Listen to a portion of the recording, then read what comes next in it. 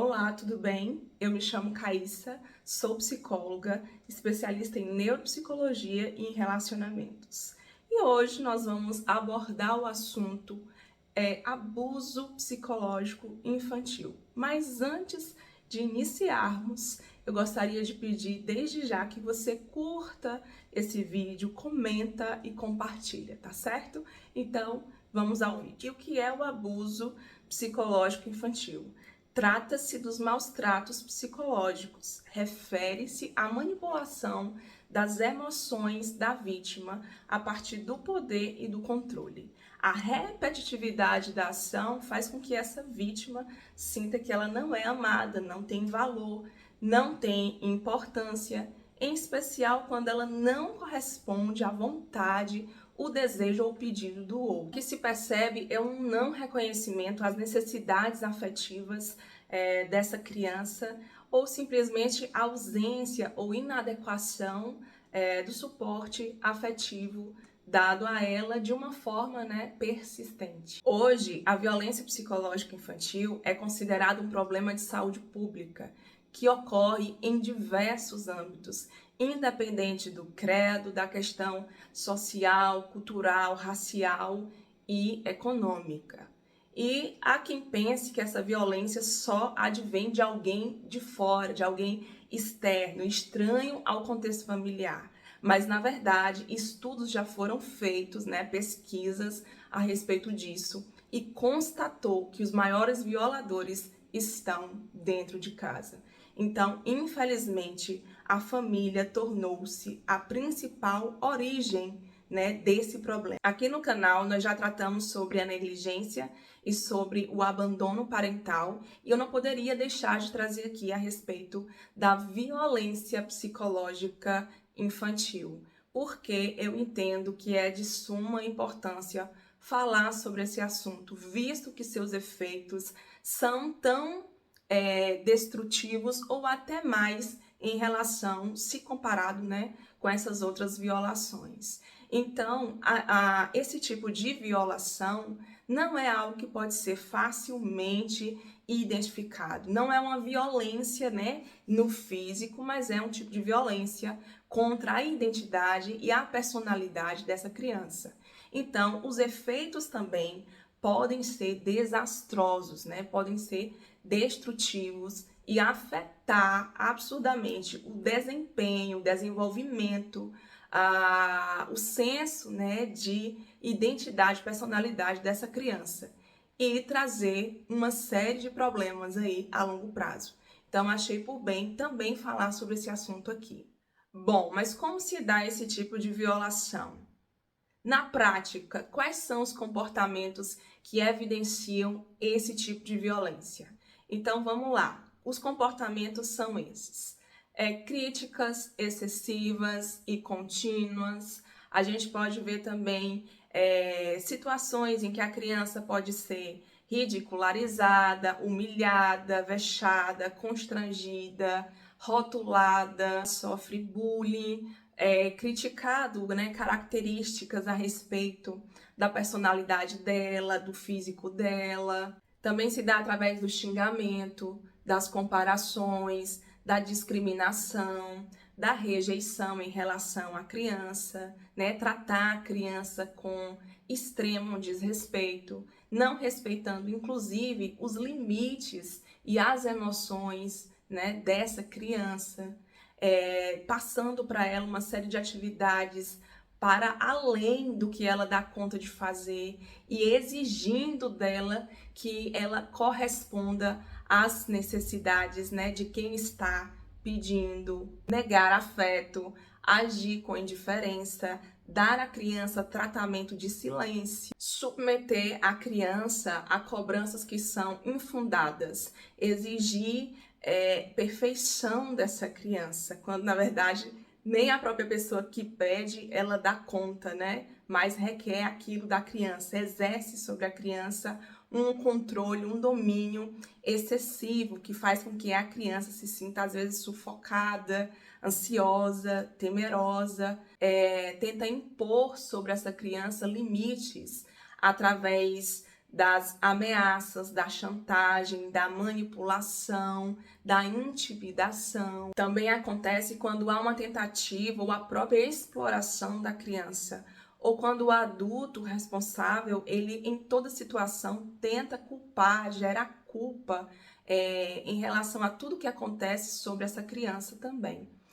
E as punições, né, que são tantas vezes exageradas, quando, por exemplo, há alguma atitude relacionada à negligência, deixando a criança muitas vezes passar por alguma necessidade básica sem que ela possa ser suprida. Uma coisa que parece boba, mas também é absurda, quando os pais ou responsável ou alguém tenta suprimir o movimento da criança. Nós sabemos que criança é feliz, é cheia de energia, quer sempre se movimentar, brincar, explorar os espaços.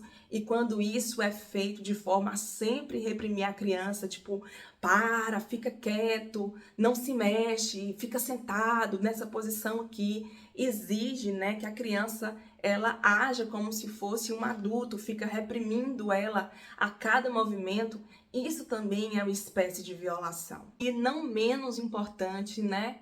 Existe também a violação quando esse responsável ou quando qualquer uma outra pessoa na condição ali de responsabilidade ou não acaba por expor essa criança a cenas de violência, cenas de sexo, enfim, qualquer cena que seja inadequada à criança.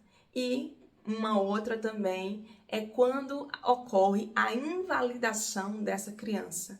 Então, o que essa criança fala não é escutado, muito pelo contrário, é ignorado. Ou então, tudo que essa criança fala, ela recebe um feedback, porém é sempre um feedback negativo, né? Então, sempre está negando essa criança, invalidando, né, as suas crenças, os seus pensamentos, os seus sentimentos. Então, isso e tudo mais que eu falei são comportamentos, são atitudes, né, que estão relacionadas aí esse tipo de violência, que é a violência psicológica infantil. Então, agora nós vamos às consequências desse tipo de violação em relação à criança. Para começar, quando a criança ela sofre esse tipo de violação, ela começa a sentir que ela é um problema, que ela não é amada, que ela não é valorizada, que ela é rejeitada, que ela sempre faz as coisas erradas. E aí isso começa a afetar um tanto, né, do olhar, da percepção dela para com ela mesma. E isso, né, em consequência, afeta a sua autoestima. Então, a autoestima da criança passa a se tornar uma autoestima baixa. E não só isso, a criança ela passa a ter uma série de medos e sentir bastante insegurança e desconfiança, tanto com respeito a ela, as capacidades e habilidades dela, tanto com respeito nas relações para com o outro. A questão do medo é terrível, porque ela passa a sentir medo de tudo o tempo todo, né? E a questão da própria desconfiança a respeito de si mesmo faz com que essa criança deixe de querer se envolver em uma série de atividades, né? Faz com que essa criança perca o interesse em ir à escola, perca o interesse de ter outros amiguinhos, né? De se relacionar socialmente. Ela começa a ter uma série de dificuldades também em questões cognitivas, como a memória, a atenção. Então, aí depois a criança começa a ser problematizada, né? Mas não se sabe o que aconteceu para que essa criança começasse a apresentar essa questão. Então, assim, temos que estar de olho, né? Porque a maioria dos problemas das crianças, pelos quais as crianças sofrem, antes é um problema do adulto. E é o adulto que precisa, de antemão, resolver isso para gerar um contexto, né? Saudável, e seguro em relação a essa criança, para que essa criança esteja bem e consiga vivenciar o seu desenvolvimento ótimo. tanto na questão emocional, quanto na questão cognitiva e física também. Detalhe, uma coisa que acontece muito é que a criança pode vir a desenvolver alguns transtornos também, assim como o adulto. No caso, né, como quase em todos os problemas que a gente citou aqui, sempre vem aí a depressão, a ansiedade, mas nesse caso pode acontecer, por exemplo, transtornos alimentares e uma ansiedade tão generalizada e intensa que pode fazer com que essa criança se manifeste de uma forma a ter tic-tocs e manias. A questão dessa violência, ela é tão grave que pesquisadores já procuraram avaliar se esse tipo de violação ela afeta a parte física do cérebro, e foi constatada que realmente há uma série de modificações na própria estrutura do cérebro. Então, quem dirá que essa violação não vai afetar o desenvolvimento dessa criança? Afeta sim, com toda certeza. Tem uma experiência muito interessante aí na internet que você pode assistir para constatar, que é uma experiência de duas plantinhas.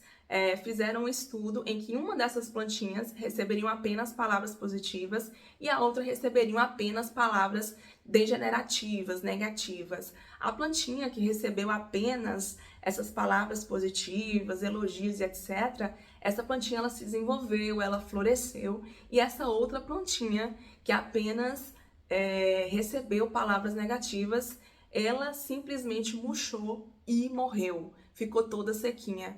Então isso é uma amostra, né, do que pode acontecer com as crianças, né, com as crianças e adolescentes ao longo de sua vida. As crianças, elas podem florescer quando você dá a elas um tratamento amoroso, afetivo, respeitoso, onde você está sempre ali enaltecendo as capacidades e habilidades dela, né?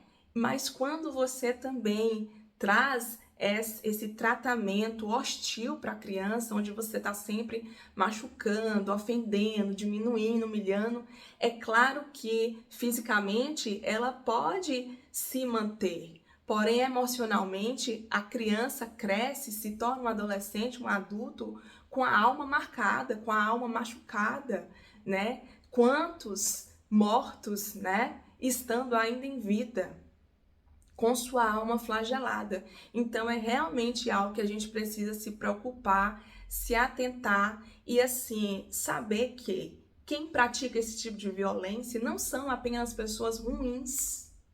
Às vezes nós, pais responsáveis, que vivemos uma vida lá fora tão estressante, às vezes chegamos em casa tão intolerantes que não aguentamos e acabamos muitas vezes repassando aquela energia para os nossos filhos, descontando as nossas mazelas nos nossos filhos. Mas a gente precisa ter cuidado com respeito a isso. A violência, ela acontece num quadro onde há persistência do comportamento. Então, é natural também que em algum momento de raiva, de angústia, de estresse, de sobrecarga, você acabe tendo alguma dessas atitudes, né? Gerando um desses comportamentos citados aqui, que refere-se à violação psicológica infantil. Porém, o que determina essa violência é a continuidade dessa ação, é a persistência, é a consciência em função dessa ação. Então, se isso acontece uma vez ou outra, que, óbvio, acaba por ser normal, tudo bem, mas o que não é normal? É que isso aconteça de forma persistente, de forma constante, de forma diária, né? Onde acabe martirizando essa criança, oprimindo essa criança, né? Fazendo dessa criança um prisioneiro, um cativeiro, né? De uma situação, de uma condição bastante hostil e violadora. Como perceber que essa criança é alguém que está sofrendo violação psicológica? Quando você olha uma criança e você percebe esses sinais, pode ter certeza que algo está acontecendo com respeito a essa criança, então é hora de ficar de olho. Então, são esses os sinais. A criança chora muito, se isola, né? Tá sempre apática, com um humor meio deprimido. Ou então a criança expressa muito medo, muita ansiedade, muita irritabilidade, muita agressividade, tem comportamentos meio que destrutivos de pegar uma coisa, de querer quebrar, né? Muito estresse ali envolvido nas ações da criança, desânimo, falta de energia, desempenho na escola que cai bastante, muita dificuldade de atenção e de memória, atraso na fala, problemas na linguagem, dificuldade na comunicação e nas interações sociais. A criança passa a mentir bastante, principalmente não por uma questão ali de um desvio de caráter, mas por uma questão de autodefesa, certo? Questões também físicas podem aparecer, como por exemplo, a criança passa a ter algum problema de pele, né? Alergias de pele, baixa imunidade, né? Como eu já disse, a criança está sempre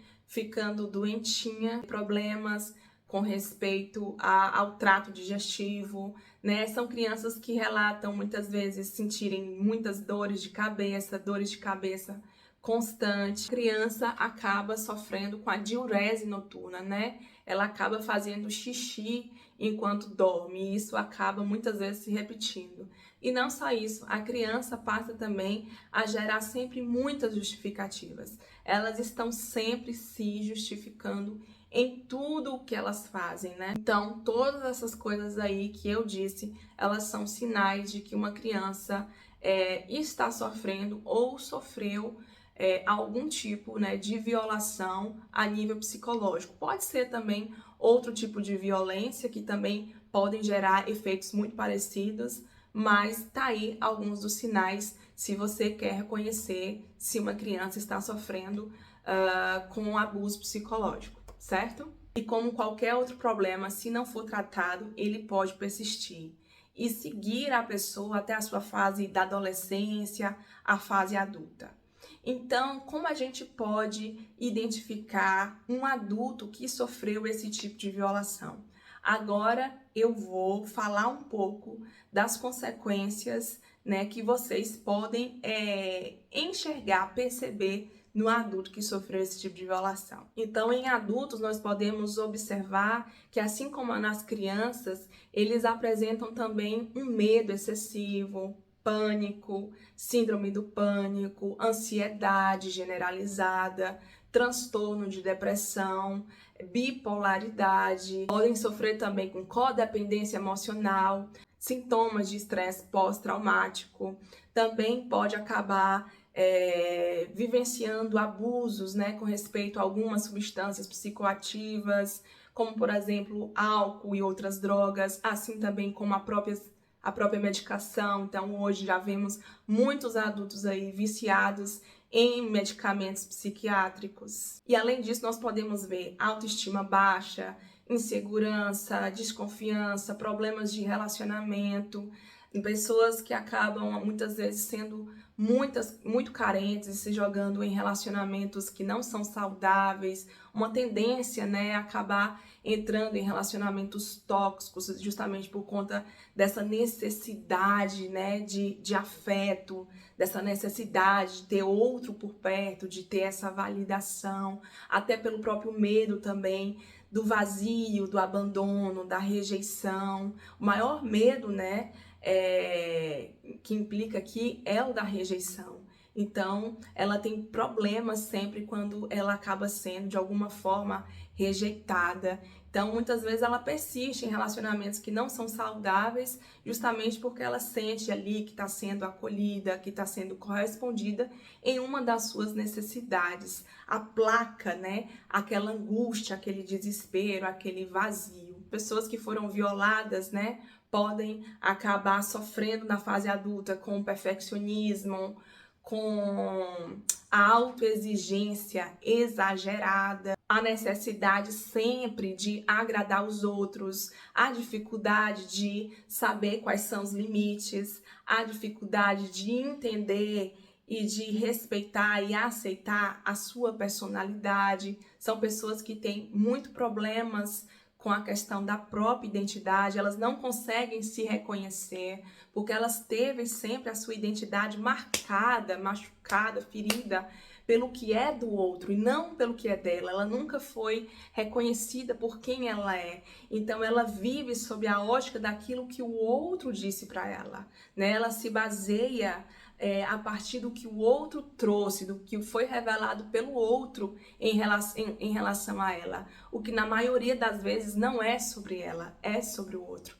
Mas ela pega aquela carga para si e ela acha que aquilo é ela, não se reconhecendo. E isso gera uma série de outros problemas, de outras dificuldades, em especial de relacionamento. Às vezes a pessoa é uma pessoa extremamente inteligente, mas pela dificuldade de se reconhecer, ela acaba atrasando muita coisa na vida dela, material, profissional, porque ela carrega dentro dela um sentimento de desmerecimento, de desvalor. Então, ainda que ela veja, que ela saiba, que ela tenha um mínimo de consciência de quanto ela é capaz, de quanto ela é inteligente, do quanto ela consegue, ela sempre acaba se refreando, porque existe um medo ali que trava, existe uma consciência que grita para ela que ela não é boa o suficiente, que ela não é capaz, que ela não vai ser ouvida, que as pessoas não vão valorizar, que não vão pagar o valor que ela merece naquele serviço que ela presta. Então ela sempre se coloca numa posição atrás de todo mundo. Uma pessoa que, se não tratar, fica sempre sofrendo com esse sentimento de inferioridade, de segurança, que não permite ela nem engrenar nos relacionamentos e nem na vida profissional. E tudo na vida dela acaba ficando emperrado. Ela acaba apresentando um baixo desempenho. E às vezes o sofrimento é tanto que existe também uma perda da habilidade. Por quê? Porque o cérebro também acaba sendo comprometido justamente pela repetição. Há uma mudança não só na estrutura física, mas também na função química, o que afeta os comportamentos, a ação e também os sentimentos desse sujeito e interfere em toda a vida dessa pessoa, né? Dessa pessoa que inclusive foi vítima dessa violação, que é o abuso psicológico. Então a gente tem que ficar de olho mesmo nisso para que a gente, né, no caso você em especial que está assistindo esse vídeo, que se percebeu como sendo vítima, precisa estar atenta para que você possa romper com tudo isso que te prende, sufoca, te limita, para que você venha conseguir a ter uma vida ótima, saudável e bastante satisfatória. E por fim, uma das coisas também que aparece muito no adulto é que esse adulto ele tem muita dificuldade de acabar pedindo ajuda, né? Muitas pessoas, mesmo no estado de necessidade, ela se recusa a pedir ajuda. Ela acaba trazendo aquilo para ela, incorporando, né? Agindo de forma introspecta, sem colocar para fora, né? A sua necessidade. Então ela perpassa por diversas situações, passando muitas dificuldades e não tem coragem de pedir ajuda para o outro. Afinal de contas, o outro nunca olhou para ela, por que agora vai olhar?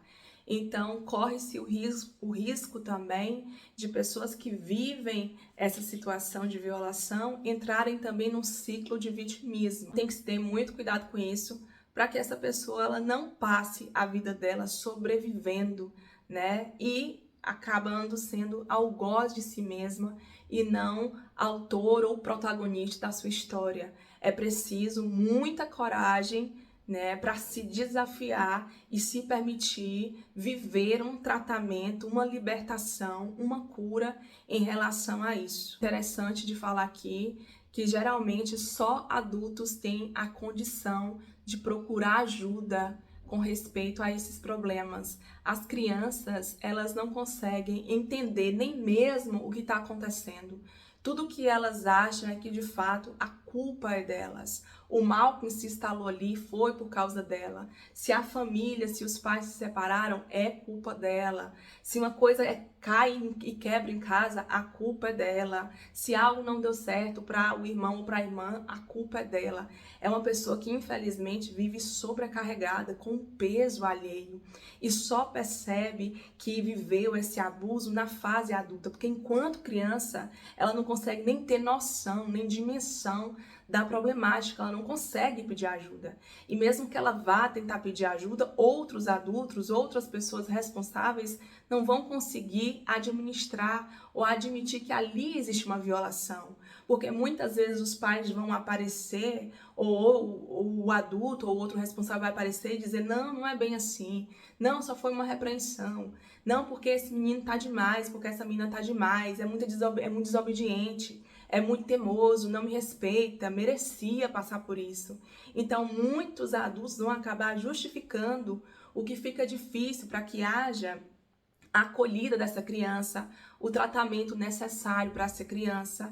Então, essa criança, ela realmente fica à mercê de uma situação que a escraviza mentalmente. Mas quando essa criança, ela se torna um adulto, é a partir daí que ela começa a observar nas suas ações, na verdade, nas suas reações, porque são as reações desse adulto que vai começar a mostrar para ela o que ela é, né? O que fizeram dela, o que aconteceu com ela, o que ela sofreu, o que ela viveu. É na fase adulta que começa a se admitir e prestar atenção nas próprias reações e identificar que aquilo ali é uma consequência de uma violação lá atrás. Então é a partir daí, a partir dos gatilhos que se tem, né, diante das situações, que muitas memórias emergirão. E por conta disso, olha, eu lembro que a minha mãe fez isso, eu lembro que o meu pai fez isso, eu lembro que o fulano assim, assim, assim, assado falou isso comigo. Então as coisas começam a emergir, sair de um lugar de inconsciente e vir para o inconsciente. E aí começa-se o processo de libertação. Doloroso? Com certeza doloroso. Ninguém quer mexer em lixo, né? Ninguém quer mexer em coisa velha, passada.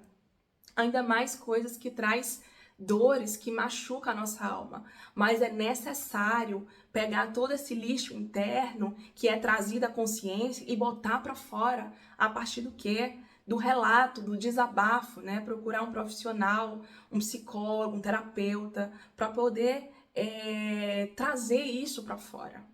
Gerar essa cartaz, né? Porque é dessa forma que se inicia a cura para esse problema da alma. Não é de outra forma. Muitos, inclusive, durante as sessões, eu percebo, entram em crise, né? E fora também, quando estão no processo. Então, começam a aparecer uma série de efeitos muito negativos, né? A pessoa não consegue ter domínio próprio, não consegue ter controle mais, entra num estágio de extrema ansiedade, de extrema angústia, e aí precisa se favorecer de alguma medicação de forma temporária para poder amenizar os sintomas, para conseguir fazer um tratamento que realmente seja efetivo, que seja eficaz, que traga resultados esperados. É importante que, enquanto adultos responsáveis, a gente esteja sempre atentos às nossas crianças e que possamos ser essas pessoas, exemplo para essas crianças, né? Exemplo de amor, exemplo de respeito, exemplo de cuidado, porque são as crianças de hoje o futuro de amanhã. Então, o que essas crianças estão recebendo dentro de casa? O que elas estão ouvindo? O que está sendo projetado nessas crianças? Então, nós precisamos acolher e respeitar as nossas crianças. A alma de uma criança não é uma alminha, é uma alma. O fato dela estar numa estatura menor do que a sua e não ter compreensão, nem capacidades, nem uma estrutura já desenvolvida como a sua, não significa que ela não é digna, não é merecedora de respeito. É como eu disse, ela não tem uma alminha, ela tem uma alma. E aí é você que vai precisar lidar com isso. Mas não é só você. É essa criança que um dia vai se tornar adulto e que vai ter que lidar com algo da qual ela não causou, da qual não é culpa dela, mas que sempre gritaram no ouvido dela que era culpa, que era responsabilidade dela. E ela vai ter que tratar algo do qual ela nunca teve a culpa, a responsabilidade. Então, vamos nos cuidar, né? Nós adultos precisamos nos atentar a nós mesmos, cuidar do nosso psicológico, do nosso emocional, da nossa integridade física, para que proporcionemos a essas crianças um contexto de confiabilidade, um contexto seguro, de amor, de afeto, e de segurança, para que essas crianças se tornem adultos também saudáveis. E se você é um adulto que está assistindo agora esse vídeo e se identificou com alguma dessas características que foi citada aqui, e você ainda sofre por aquilo que você ouviu na sua infância, aquilo que foi pronunciado a você, as atitudes hostis que tiveram com você, então o que eu tenho para falar para você é a esperança. Há esperança para você e você pode ser protagonista da sua história se você, a partir de hoje, não se permitir ficar aí inundado nesse lugar de vítima, mas se posicionar, se colocar na brecha e procurar se tratar, né? Então, busque terapia. Essa é uma forma que você tem para que a sua alma seja tratada e seja curada. Se você entendeu que isso aconteceu com você, não siga, não dê mais um passo sem olhar para essa criança ferida. Se atenta à sua criança ferida, porque enquanto você não olhar para ela e tratar essas feridas que existem aí, você não vai conseguir viver uma vida fluida, uma vida feliz, uma vida satisfatória. Vai estar sempre tendo problemas, vivendo paralisias em todas as áreas, seja profissional, material, emocional, sentimental, familiar. Então, assim, recorra, procure ajuda. Decida a partir de hoje não mais sobreviver, mas viver. A vida é linda, então não perca as oportunidades de ser feliz e a partir de agora olhe para você de uma forma diferente, com amor, com zelo, com cuidado, sabendo que só você é que pode cuidar de você e ninguém mais. Então é isso, eu espero que esse vídeo tenha feito sentido para você, eu espero que você tenha gostado aqui desse compartilhamento, que você também possa ter aprendido alguma coisa aqui comigo e aquilo que você aprendeu, como eu digo sempre, coloque em prática. Então ficamos por aqui, até a próxima, beijo, tchau, tchau.